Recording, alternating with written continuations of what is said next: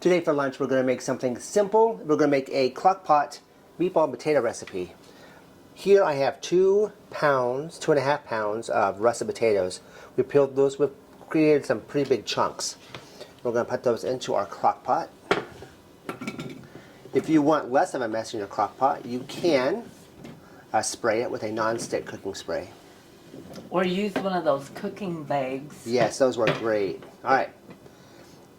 Set those there. In a mixing bowl here, we're going to take 2 cans of cream of mushroom soup. You can substitute cream of chicken if you like.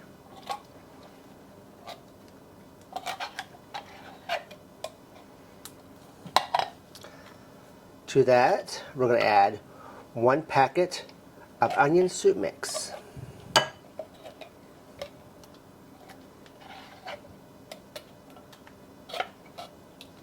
If you like these recipes, please take a moment to like, subscribe, and share. There's our soup mix. Tell us what some of your favorite recipes is from the Crockpot. And mix that just a little bit. Here we have 1 3/4 cups of beef broth. I'm going to slowly mix this up until it's nice and smooth. Let's watch him make a mess. That's not. Okay.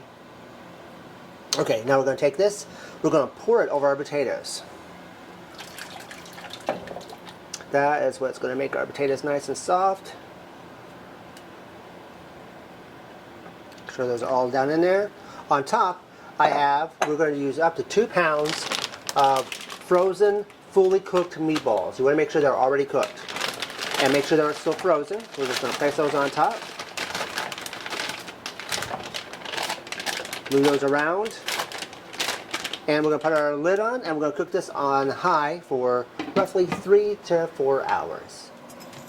Alright. It's been smelling amazing all day long. We're just going to take a big spoon here, grab some potatoes and some meatballs. Look at that. Make sure we get a lot of that gravy.